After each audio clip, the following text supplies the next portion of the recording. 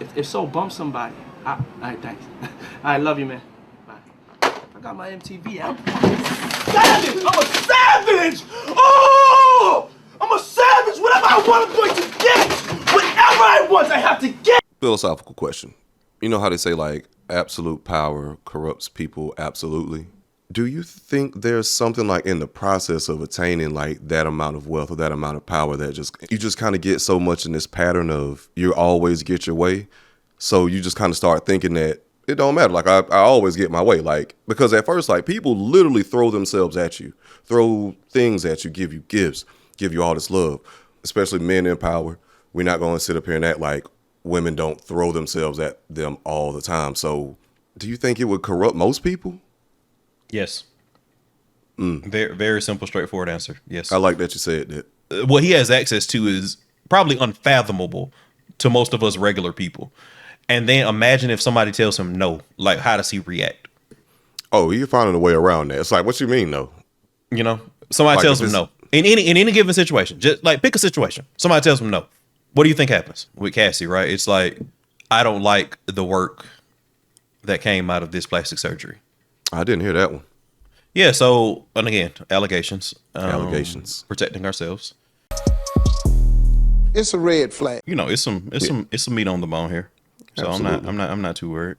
Absolutely. I mean, but with that being said, welcome to Waving the Red Flag, the #1 old man body deterioration and good guy podcast in the world. We are indeed one of the podcasts of all time. So glad to have you here. Yeah, absolutely one of them. You cannot dispute that fact. One of the podcasts of all time. Absolutely. Irrefutable, undisputable facts. Can't knock it. Can't knock it. And tonight you have Alvin, you have Josh. Eddie actually came down with a bout of bubonic plague. He's currently in isolation, recovering very slowly. Luckily, it is 2023, and he should be white as rain. That's basically fixed by a shot now, you know. So he's all good. Okay. So he just needs to shit it out, pretty much. Basically. That's fair. I was concerned at first. Yeah, I was expecting him to be on here on like some Michael Jordan flu game type shit, you know, just like come on and just be like, you know how I do, baby. You know, it's for the pod, baby. Eddie Overgold. You know, I'm just as surprised as all the viewers that he's not on here. You know, I thought he had a different constitution. I thought he was really riding for this pot shit. But you know, you thought he was a different animal, but the same beast. I feel it. Me too. 100%. You know what I'm saying? Kobe system type shit. You know, but here we are. So with that being said, I will ask you, Josh, is there any of the topics that we have lined up that you in particular felt strongly about? Oh, well, I'd say that was a clean lob, my boy. Do you want to talk about like the Diddy situation and like how maybe not necessarily like going in depth with Diddy, but like how 50's going at it or whatever? I'm fine talking about it, but how is from your perspective, how is 50 going about? Because like everything that I've seen about 50 in the Diddy situation is referencing stuff that 50 was already historically things that 50 said about Diddy. Because 50's been standing on this shit for a long time that Diddy's a weirdo. At minimum. Oh yeah, big facts. Big facts. It was just and it's not even like a shame 50 thing, but I just ain't never seen a nigga go at another motherfucker like that when they under fire like 50 do. Like that motherfucker is a whole nother beast and the same animal. Or a whole nother animal and the same beast, whichever came first. Like, because for one, I mean, I think most people, you know what I mean? That nigga, he did a lot of shit. Yeah. He did some shit. It's too many similar overlapping stories about both.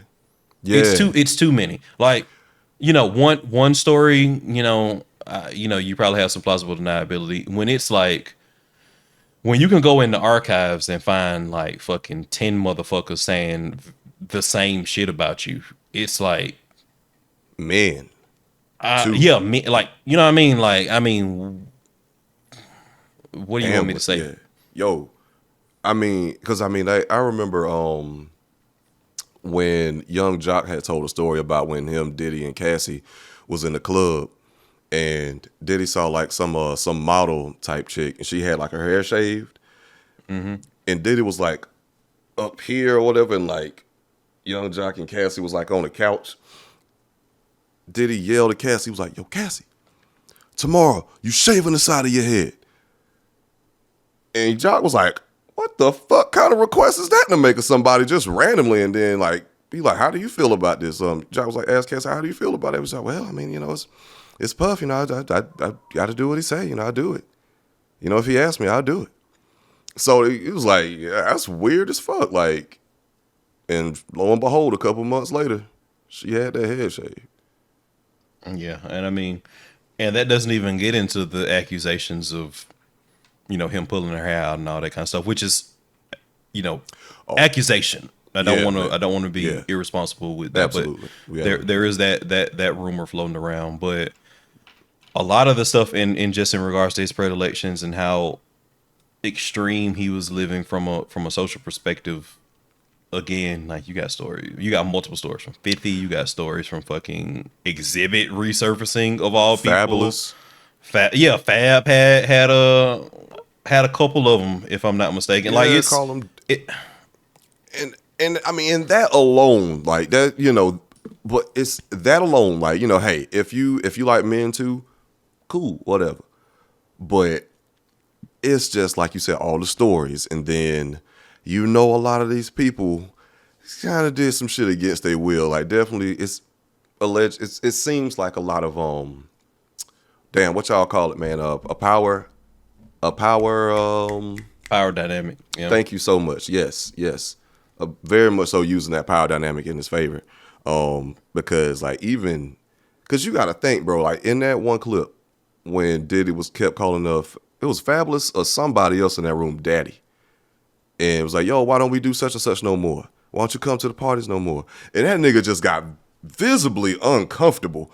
And like, these ain't some soft, you know, I'm not going to defend myself type of dudes. Like they just kind of shrink. They just kind of shrink a little bit and just like, "Man, I'm good, bro. You know, oh man, y'all see you on the next one." Ha. You know what I'm saying? It's weird. Yeah. It's a lot of weird energy on that. So, and the power dynamic is especially important because it's one of those things where you get hints of stuff about Diddy, right? You get small tidbits that like put you in this headspace where you can believe that he's blatantly abusive to his sexual partners. You get these tidbits here and there, and you can kind of follow breadcrumbs and all this kind of stuff.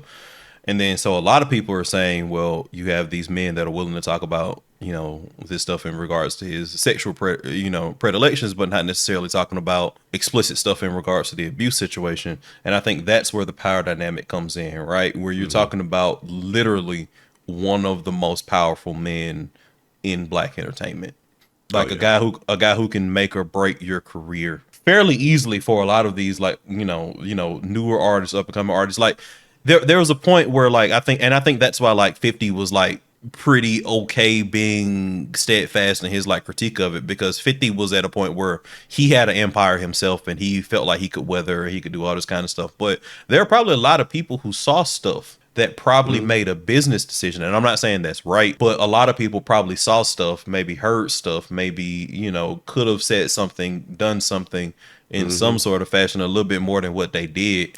And they probably made a business decision because this is a motherfucking billionaire who runs an industry, especially at certain points. Like I think a lot of people who are younger don't fully understand that there were points in the late 90s, early 2000s where Diddy was synonymous with hip hop in America.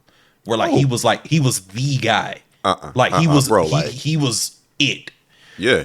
So I think the power dynamic conversation is extremely important to talk about in regards to why there may be stuff that didn't come out until now, or why like there's stuff that like happened and people kind of like pussyfoot around it a little bit.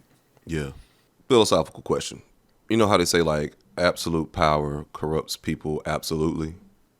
Yeah. Do you think there's something like in the process of attaining like that amount of wealth or that amount of power that just, and then like you just kind of get so much in this pattern of you always get your way. So you just kind of start thinking that it don't matter. Like I always get my way. Like, because at first, like people literally throw themselves at you, throw things at you, give you gifts, give you all this love. And, you know, especially men in power, we're not going to sit up here and act like women don't throw themselves at them all the time. So I guess after a certain time when you go through life, you kind of like your mentality, your worldview gets a little bit jaded. And then you have access to get into, you know, some wild shit. Do you think it would corrupt most people? Yes. Very, very simple, straightforward answer. Yes. I like that you said that. I don't think anything's impossible. Like I legitimately don't. I don't think anything's impossible. But I think it is extremely, extremely difficult to be an ethical billionaire. You know, like I think that like by virtue of how much wealth he's accumulated at this point. And we don't even have to speculate on both, because there's a lot of people where like you can maybe like split hairs on what they've done and what they've used their money for. You know, I'm thinking, the Bill Gateses of the world and that kind of thing, and his, Bill and Melinda Gates Foundation nonprofit with the largest war chest in the history of any nonprofit, that kind of stuff. Like you could probably split hairs with Bill Gates and that ilk, but with Diddy, you kind of know the kind of situations that he was putting, say, his artists in to kind of build his wealth, right? So a man that's willing to like step on like anyone and anything to kind of amass that kind of situation, who knows what else he's capable of, man. And I think that you articulated it beautifully, right? It's like you've stepped on a ton of people to get where you're at, right? And you've stepped on people and you've got this wealth that affords you this status where you can effectively get whatever you want. And I don't think a lot of people fully understand what it's like to have that amount of money. Like I remember when I stepped up a little bit in tax bracket, the amount of the stuff that I was able to have access to, like shocked, say, like even my family, right? Like I would say, like, you guys shouldn't buy these type of headphones. You should buy these type of headphones. I've been exposed to this now. And like you should flex on them, bro. Give us a good example. Like what's one thing no, that was shocked that I mean, like for example, like but anyway, but like so you even like taking a step from like lower class to like an upper middle class kind of guy, like the exposure that you get from that is astronomical. Now take a step to like being like richer than like the vast majority of human history when you're Diddy, right? Yeah. So the access of what he had, like what he has access to is probably unfathomable to most of us regular people. And then imagine if somebody tells him no, like how does he react? Oh, you're finding a way around that. It's like, what you mean no? Somebody like tells him no. In any given situation, just like pick a situation. Somebody tells him no. What do you think happens? He turning it into a yes somehow, some way. I'm thinking like, oh, the restaurant's closed. The store is closed. This is already sold. Like you can't buy it. This is sold for somebody else. It's already been sold. Mm-hmm. But like the store with the plastic surgeon with Cassie, right? It's like I don't like the work that came out of this plastic surgery. I didn't hear that one. Yeah. So, and again, allegations, protecting ourselves. But there was the story of Cassie having work done on her breast. Diddy had very specific requirements on what he wanted to look like. The procedure was done. He didn't like the work. He basically forced her back on the table very soon, which is dangerous, right? Yeah. It's extremely dangerous. Like that's not what happens. And again, this is a story, per that team that performed the procedure and like looked after Cassie, during both of them. And Cassie was just like, per them, is what Diddy says goes. And I think like the part of the mentality behind that part of it is I'm like, this is a commodity. You know what I'm saying? Like this is, I'm making money off of this. If them titties ain't right, fuck the humanity behind it, but like, nah, the titties ain't right. I've envisioned some good old C cups not too big, not too small, in this dress, on this photo shoot, on this date, and that shit ain't right. And I've already spent like $100,000 on this lavish, facility or whatever, like, you know what I'm saying, to produce this product to help you come out, like, you know what I'm saying, for your rollout of some shit. And that shit actually correlates like on much lower scales, just when people negate someone's humanity just because they have like a timeline of when they think something should happen. Like, nigga, that's like, you know what I'm saying, every day at work, it's like everything always needs to be done ASAP. If it don't get done tomorrow, what the fuck is gonna happen? Like, most of the time, if it don't get done tomorrow, hell, even next week, what is gonna happen? Good call. Yeah.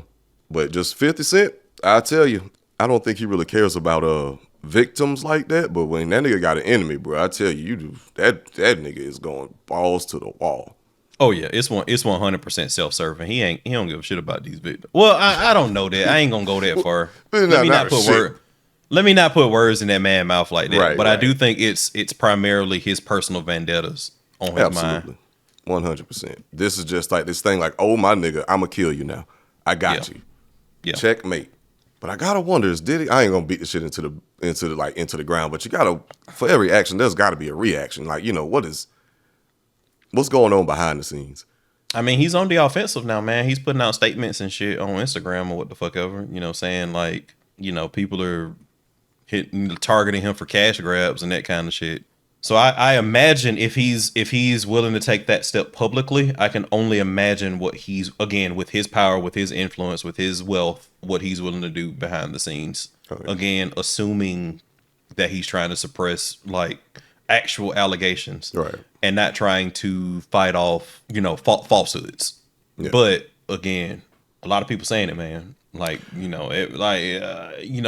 one person lying is probable. Lots of people lying gets less and less probable. Hey, look, there's been a lot of smoke for a long time. So there's part of the force is fire on fire somewhere, baby. Man. It's fire somewhere. Part of the force, was a little bit on fire. Goddamn, it's on fire at least. All right, what else what you got for the good people? Man, shit, I kind of wanted to go into, am I the asshole for telling my daughter she is average looking? Oh, good one. I got it too. Hold on. Let me pull it up. I have a very insecure daughter who has a depressingly unhealthy obsession with her looks. Yesterday, I decided to sit her down to chat with her about this, to discuss what's bothering her, and to see if she's willing to visit a therapist. She told me she didn't want to talk about it, but as her mother, of course, I'm going to be worried about her, so I insisted. And she finally agreed. A few minutes into this conversation, she asked exactly this. Mom, I want you to be completely honest with me. That means no sugarcoating. The kids at my school think I'm ugly and say I look like a bird because I have a big nose. Do you really think I'm beautiful, or are you just lying? I'm an honest person, so I gave her the most honest answer I had. I told her she was average looking like most people in the world are, and that it's not a bad thing to have an average appearance. She immediately got up and left without saying a word and just went into her room for the rest of the night. That's just a lose-lose situation. I really don't think it is. Really? Okay, all right. Because you're gonna say some smart, profound shit. Like you're gonna like close the case. I'm just gonna get my. I'm not gonna close the case because I don't think it's a closed case. I think it's an open-ended kind of like we got to work through this shit together kind of case. Yeah. Okay. All right. You want me to say my dumb shit first? What? That was a lose-lose situation, Josh. What the fuck was I supposed to say? Go for it. Yeah, man. Say your dumb shit right now. Like, what was I supposed to say to that, man? Like, gotcha. Okay. What the hell was her daughter expecting her mama to say? And how do you think you look? Like, I mean, okay. So I as a nigga with some mental health issues, I don't have those. You know what I'm saying? But on some level, I kind of understand, like, your mind is just going places. You know what I'm saying? This nigga was like, I know I'm good looking. My mental it wasn't even that. My mental health issues is a little bit different than that shit. It wasn't even that. I'm trying to relate, but I don't. You know what I'm saying, bro? I tell you, they left my packet of sauce when I picked up the food. I'm trying to tell you, baby. But it's like, for one, your mom has been telling you you're beautiful all your life. Has been trying to encourage you and build you up all your life. The kids at school say, yo, you look like a bird. And she probably, you know, like that's what's just, you know, what kids do. It can be brutal at times. But she probably not even like a bad looking girl. Is she the most beautiful girl in the school? Probably not. But if you say, Mom, give me the God's honest truth, how do you think I look? Are you just lying to me when you tell me I'm beautiful? Nah, I ain't gonna lie. I thought it was like the dad. Because when I read like the title, I was like, man, goddamn, the dad fucked it up. I know the mama would have just sat there and lied to her. It's like, oh my God, you are the most beautiful girl in the world. Like, you have the most beautiful soul. It doesn't matter what anyone else thinks. You are beautiful. You know, that was probably the correct answer, but the mom was just like, actually, man, you're pretty fucking average. Ain't nothing wrong with that. But I guess being called average is damn sure not a compliment.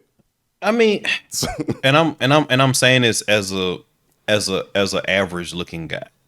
Like, I don't think it's a thing, but I think that like it's very complicated when you're dealing with children, because what you have to do is balance the realities of how difficult it can be to be a young person trying to develop in the social context of the world with trying to make them well-adjusted adults, right? Because if you're really doing the child rearing thing appropriately, you're not raising children, you're raising, you know, people to be good adults, that kind of situation, right? But like the example I always give is, you know, how me and my sisters always worked really hard when we didn't have a lot of money to make sure that my older nephews especially had like nice shoes, right? So a lot of people would say like, oh, you know, they shouldn't give a damn about having nice shoes because, you know, it's just a waste of money. Nobody really cares about all that kind of stuff. And like, from an adult perspective, yes, that makes perfect sense. But it's also like, childhood isn't fucking adulthood.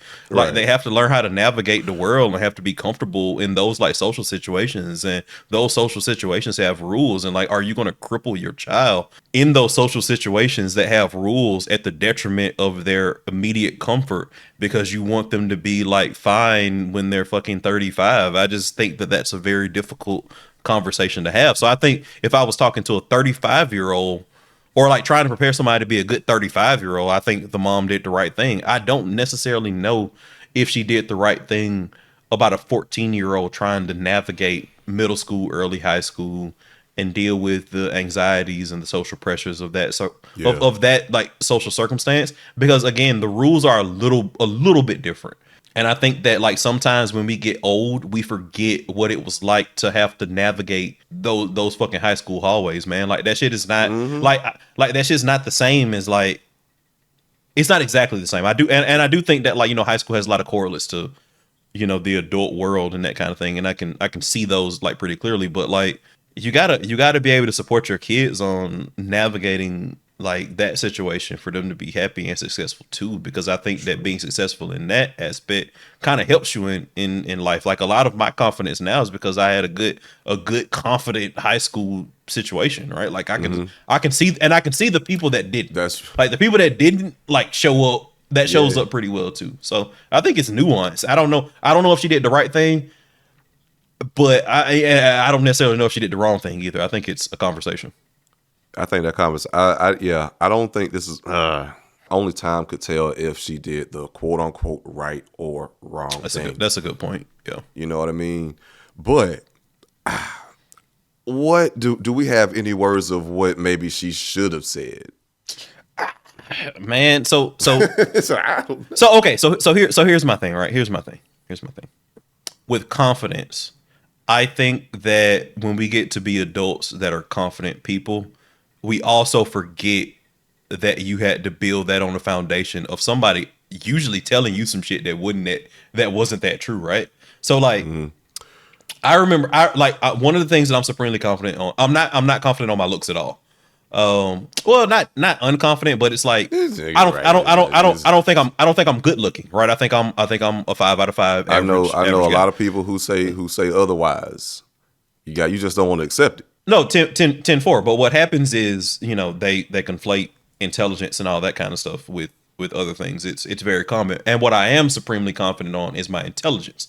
And I remember when I became confident in my intelligence, and it was because I did some very basic shit when I was like 4 or 5 years old. And like people around me were like, "Oh my God, you're so fucking smart." And I internalized that. Yeah. And that kind of foundational shit has carried me through my entire life, right? So I think that on some level, like, and I probably did some shit that probably was like some, from an adult perspective, like some dumbass shit, right? I put a fucking, square in a fucking square peg or some shit. You know what I'm saying? Like some very basic like shit. And everybody was like, "Oh my God, yay." Yeah. So I do think on some level, you kind of got to big these kids up to give them that foundational confidence to kind of carry them through life. And if they're really confident through life, they'll start realizing some realities as they get a little bit older, right? They may be like, "Oh, my mom told me I was beautiful, but I'm really just average." And I'm fine with that because I've now built up a wall of and and a foundational base of confidence to kind of do that stuff. So I'm leaning towards that the mom should have just been like, "Hey man, I think you're beautiful." And that's not even a lie, right? That's not even a lie. Because beauty is there are definitely some societal standards of beauty, and I think those may be different community to community. Like, black versus white people, think about shit differently, that kind of stuff. But like her saying "you are beautiful" to me, or like "I think you're beautiful," probably would have sent the right message and wouldn't necessarily be a lie. I think she probably has said that to her daughter many times, and she was like, it just got to a point where we just reached the bedrock of this conversation. It was like, all right, goddammit, you're average, baby. I'm sorry. But still, I'm with you on that because maybe that's that one more time, baby. You are beautiful to me, and I know, like, you're in high school, like, you got to deal with these kids every day. Fuck them, first of all. What I want to instill in you is for you to look at yourself and for you to tell yourself that you are beautiful. Even if you don't feel like it right now, even if you don't mean it right now, I want you to get used to telling yourself that you are beautiful because it only matters what you think about yourself, first and foremost. And goddamn it, I guarantee you, 10 years down the line, you're going to be looking better than half of the motherfuckers that was saying anything about your looks. Like, this is not the end for you. Like, I think you're beautiful right now. And just imagine how you're going to be next year, next whatever. Like, just give her some, build her up, give her words of encouragement, give her something to look forward to. Like, but I ain't going to lie though, bro. You just unearthed like a trauma that I had forgot about when you said that you had, you you based like the confidence from your intelligence off of like, like the adults around you, like clapping for like maybe something simple, right? I remember, I think I was probably like in 4th or 5th grade. Mm-hmm. And, like my biological dad wasn't around. Mm-hmm. And I knew him, but, he wasn't around, like, you know what I'm saying? So I learned to cook eggs. Like, eggs was the first thing I learned how to cook. I could learn how to scramble them motherfuckers. And I got so good at making eggs. You know what I'm saying? It wasn't nobody fucking with my scrambled eggs. I know. Stand on your shit, bro. Stand on it, bro. I'm talking about fluffy, golden, bruh. Anyway, I digress. But I remember, man, like about a year or so later, I met up with my dad. He came back around, and I was excited. You know what I'm saying? I was like, oh, guess what? Like, I learned how to make eggs. I can cook. I can make eggs. And he just said, hey, everybody can make eggs. Anybody can make eggs. And I just remember being so dejected, like, damn. I guess, like, and he didn't realize it. You know what I'm saying? Like, what he did. You know what I mean? Yeah. Like years later, like another time when he came back into my life, you know what I'm saying? I'm in my early 20s, somewhere around there, like late teens, early 20s, whatever. And like he was talking about him being like an absent father. He was like, man, shoot, like, my dad wasn't around for me. He was like, man, shoot, I ain't know how to be no damn father. And I remember at that time, thinking back to that time we was at that table and I told you I knew how to make eggs. And you were just like, anybody could do that. So, yeah. And it's like that kind of shit matters, man. And it's like, yeah. Because like, and I've spoken at length about it, but it's, my father wasn't around my early childhood. And he came back around in the picture, you know, when I was a teenager. And one of the things that he did, because I was very difficult when he came back around, and I remember, you know, me and him having the conversations about how I was, you know, I was a dickhead, and you know, from his perspective, it was kind of justified. But you know, just imagine like, you know, you ain't been there, you coming back into, you know, the life of a motherfucker that's, you know, 14, 15, think he got everything figured out. You know, I'm like, I'm doing what I got to do. Like, I'm making it, you know, that kind of shit, whatever. I ain't needed you this whole time, and you just come back around all this kind of shit. You just causing problems, all this, whatever, you know. Yeah. But anyway, but he took one of the many things, other than like continuously coming back despite me being a fucking asshole, was he took a profound interest in like stuff that I did. And he always bigged me up, right? So like one of the primary things was he asked me like what music I liked one time. And at the time and still, you know, my favorite rapper was Jay-Z. And I remember one time, don't judge me, y'all, but I was going through his shit. Like he was down on the couch. I'm like, I'm finna see what's going on with this shit. So I'm going through his shit. And the motherfucker had went and bought every Jay-Z album, like that had been released up to that point. Wow. And he was listening to him so that he could relate to me on some shit that I liked. So he asked me like I was at that point, you know, that was probably when I was truly like becoming interested in science, not on some like, oh, I'm just doing shit just because like I was really interested in it. So he like would ask me what I was reading, and like he would go reading, and then he would always encourage me to like, you know, like he would, you know, like I remember, you know, I asked him for a chemistry set one time, like something that was fairly expensive for the day. You know, like I asked him, like I had a telescope, I asked him for another telescope, like that kind of stuff. He always told me, you know, I was smart, and he always beat me up for working hard. He always beat me up in sports. He's the only person that came to every single one of my games. Him and one of my sisters. I had one sister that never missed a single game. My father also never missed a single game. So it was like having that kind of like stuff in your corner from an adult perspective helps build that kind of foundation. And I just think that even if it may be involve some level of embellishment, that like people should think about how they do that in a way that helps develop those foundations for the kids. And I don't know like how you balance that with making them good adults, because adults have to deal with harsh realities all the time. But I think that that's part of what you got to deal with as a parent. That's parenthood. My bad. True, but that shit is like, those harsh realities is gonna happen regardless, because life gonna life even when you're little. So Facts. why not big them up? You know what I mean? Facts. Like what? Like how does like man? I don't know, man. I'm so on the fence about this. That's why I want to talk about this one, because because I'm with you, but it's also like, man, I just really see both sides. I really see both sides. So for one, like, because I have to wonder, because like it's just something I never really thought about too much in depth, or at least maybe not for a long time, right? So hearing how you were saying that you know, your dad took a vested interest in you and your likes just to get back in your life and to be relatable to you, to be a father to you. While I had like a stepdad, and I had a really close relationship with my stepdad. Like, thank God I did have like a man in the house, you know what I'm saying? Like, you know, I had a good relationship with him. That was like my real dad. But it's still things that I didn't have that, you know, that you mentioned on, like, you know, shit, I played football, but they wasn't at all my games. Hell, they wasn't at most of them. Of course, you know, niggas got to work, so, you know, you get it. But just imagine, like, what would that have done for my self-esteem, or what would that have done for my mentality if they were able to come to my games and be at all my games?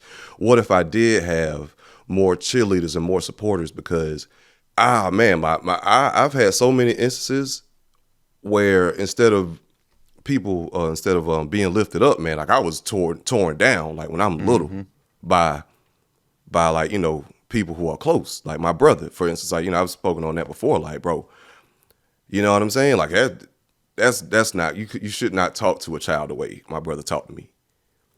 You know what I'm saying? So, and it's just kind of going through life, I just kind of developed this mentality of humility, But at the same time, it's like when things don't go my way, or like if people don't show up for me, it's like, oh, okay, it is what it is. You know, I'm used to this. On some level, I've always just had this thing of like, I'm used to this. And that's fucked up. You know what I'm saying? So yeah, and it's like, man, you really want to like, when we are looking to prepare people for the harsh realities, I think that like a good thing to keep in mind is what you said, is that the harsh realities are going to be there regardless.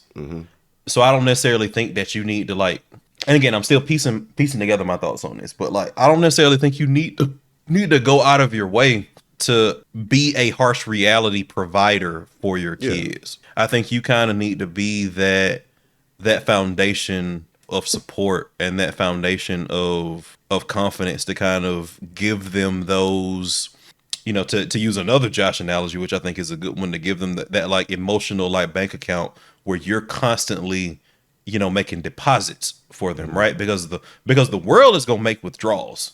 absolutely, Like the world is gonna make withdrawals regardless. So I think I would lean toward, in that situation, the mother trying to make as big of a deposit as she could, because the world in that girl situation, the world was withdrawing.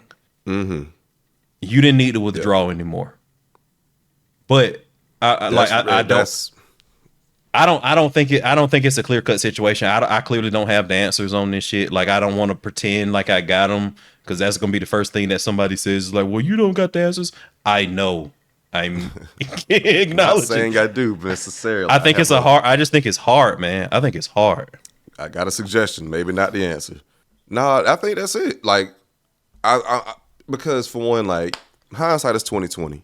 You know what I mean? Because I fucked up like that before. Because I'm an honest person too, and I don't have the words for, you know, a critical conversation happens, and you don't have the words to match the need of that critical moment, and you just say whatever you feel bluntly. There's no malice behind it. Like, you mean well, but the messaging you use in that current moment just does not fucking land. And then when you look back on it, it's like, oh my God, I could have said so many different things. I could have said that so much differently. But the ultimate thing I think that that ties that whole thing together is like, hey, it's not too late. That damage can be repaired, especially like, you know, there's a damage between like a mother and a daughter, because that definitely did some damage. Is taking steps like your dad did, actively trying to, you know, show up and show out for you in, you know, like those areas of importance. You know what I'm saying? So I think that's how she can kind of like move past that. Yeah, man, most definitely. But, you know, if your partner can't be unapologetically themselves, you know, you might be seeing a red flag. However, if you're looking at the checks and balances of your emotional bank account, and, you know, the person may be withdrawing more than they're depositing, you know, they might be waving a red flag. This has been Waving the Red Flag podcast. It has been Alvin. It has been Josh. Again, you know, Eddie has been dealing with Marburg syndrome. Mark Wahlberg syndrome? Yeah, Mark Wahlberg syndrome. Well, I'll be damned. I thought that shit went extinct. Yeah, it just includes a dose of racism. We may cut that one. We may cut that one.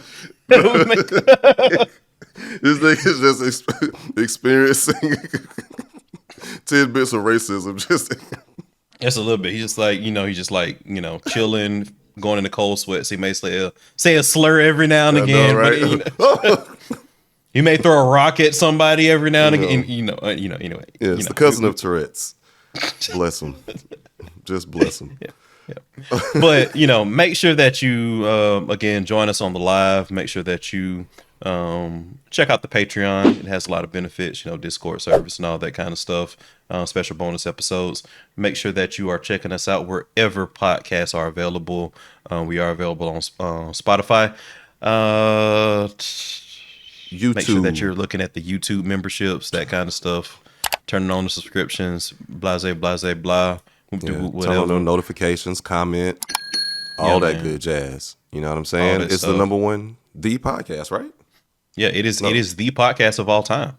You know, like we got to keep it that way. You know what I'm saying? We are one of the fastest growing podcasts that has ever existed. You know, that is a fact. You know what I like to say? Who do you think you are? We are, nigga. Exactly. I love No, that who do you shit. think I am? We are. Who do you think you are? I am. Yeah, that's it. That's what I like to say. He retired, man. R.I.P. to the legend. That's right. Oh, man. But yeah, you might not have Josh, liked it, but you couldn't do shit but watch. Exactly. He's like, all you could do is watch. That's all you could do. All you could do was watch. It was, I tell you, that nigga was a goat, goddamn.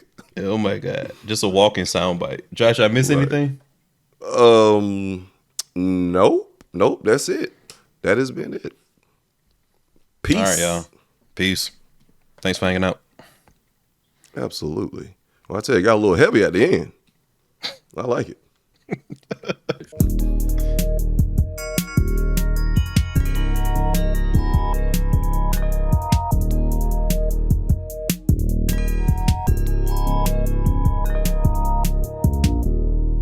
It's a red flag.